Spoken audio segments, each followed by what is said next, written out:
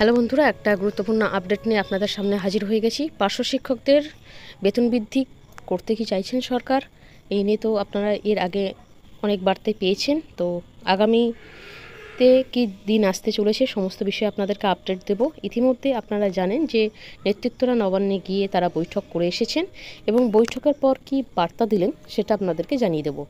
হয়তো অনেকে এর মধ্যে জেনে ফেলেছেন, মনোরঞ্জন বাবুর বার্তা সহ নেতৃত্বরা যারা নবান্নে গিয়েছিলেন এসপিডি সাহেবের সাথে কথা বলতে। কারণ আপনারা জানেন এর আগে যে আপনারা আন্দোলন কর্মসূচি চালিয়েছিলেন সেখান থেকে এসপিডি সাহেব আপনাদেরকে ভরসা দিয়েছিলেন এবং বলেছিলেন আগামী সপ্তাহে আপনারা এসে খোঁজ নিয়ে যাবেন এবং আপনাদের জন্য কি আপডেট রয়েছে সেটা জেনে যাবেন। সেই জায়গা থেকে নেতৃত্বরা সামান্যই বার্তা আপনাদের সামনে দিয়েছে, তারা পুরোপুরি ডিটেলস জানাতে চাইছেন না। কারণ এখনও পর্যন্ত সরকারের ভিতরের খবর আপনাদেরকে পজিটিভভাবেই দিয়েছেন, যে কোনো রকম দুশ্চিন্তার কারণ নেই।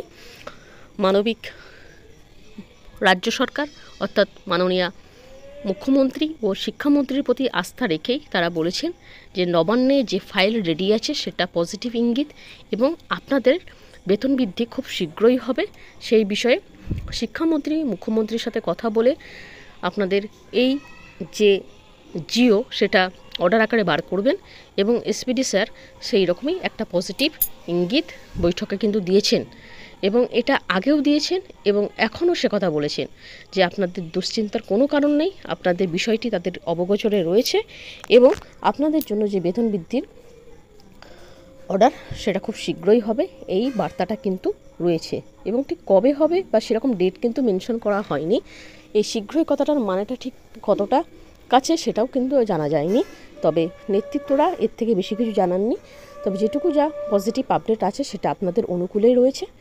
এখনও পর্যন্ত কোনো নেগেটিভ বার্তা নেই, যেটা থেকে আপনারা হয়তো ভেবেছিলেন যদি এরপরেও কিছু না হয় তাহলে আবার লাগাতার যে কর্মসূচিতে আপনারা ফিরে যাবেন বা নেতৃত্বরা সেই রকম কোনো পদক্ষেপ হয়তো নেবেন, কিন্তু এই মুহূর্তে কোনো রকম সেই রকম পদক্ষেপ নেওয়ার কোনো সম্ভাবনা নেই বা তারা সেটা চাইছেন না। পরবর্তী ভিডিওতে আপনাদেরকে আরও একাধিক আপডেট দেব। এখনকার মতো এইটুকু। ভিডিওটা দেখার জন্য ধন্যবাদ।